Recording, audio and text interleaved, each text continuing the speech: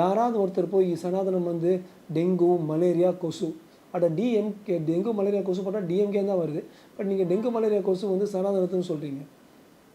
துணை முதல்வர் வந்து நீங்கள் இப்படி அப்பாலஜைஸ் பண்ணுங்கன்னு சொன்னால் நான் வந்து ஒரு அப்பாலஜைஸ் பண்ண மாட்டேன், நான் வந்து பிரிங் இட் ஆன், நான் அடித்து பார்க்கலாம், நான் பெரிய ஆள் சொல்கிறீங்க.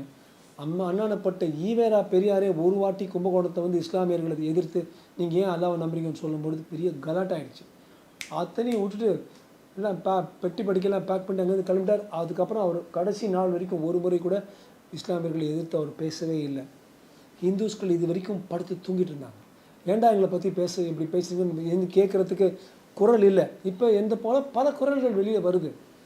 நிஜமாகவே நீங்கள் இந்துக்களுக்கு நீங்கள் நல்லது நடக்குன்னு நினச்சிங்கன்னா ஒரு முறையாவது தீபாவளி வாழ்த்துக்கள், ஹோலி வாழ்த்துக்கள், கார்த்திகை தீபம் வாழ்த்துக்கள்னு சொல்கிறீங்க.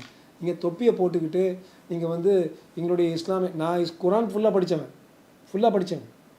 எனக்கும் இஸ்லாமிய மதங்களில் பல விஷயங்கள் ரொம்ப பிடிக்கும். பைபிளை ஃபுல்லாக படித்தவன். ஆனால் யாரெல்லாம் சொல்கிறாங்களோ இது மாதிரி இந்த அரசியல்வாதிகள் எல்லோரும் தொப்பியை போட்டு விஜய் முதற்கொண்டு தொப்பியை போட்டு ரம்ஜானுக்கு மட்டும் அவங்க வந்து இப்படி பண்ணுறாங்க, ஆண்டவனை வழிபடுற மாதிரி காட்டுறாங்க.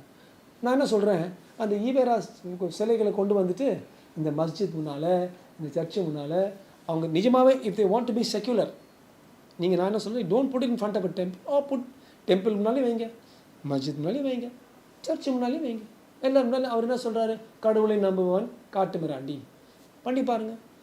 ஏன் அந்த சிலைகளும் அந்த செப்பெழுத்துக்களும் கோயில்கள் முன்னால் மட்டும் வைக்கணும்? இதெல்லாம் நீங்கள் சரிப்படுத்துங்க சார். லேண்டு அவ்வளோ நில ஆக்கிரமிப்பு இருக்குது. அந்த நில ஆக்கிரமிப்பு சரிப்படுத்துங்க சார். அப்புறம் சொல்லுங்கள் சார் நாங்கள் உங்கள் நண்பர்கள்னு.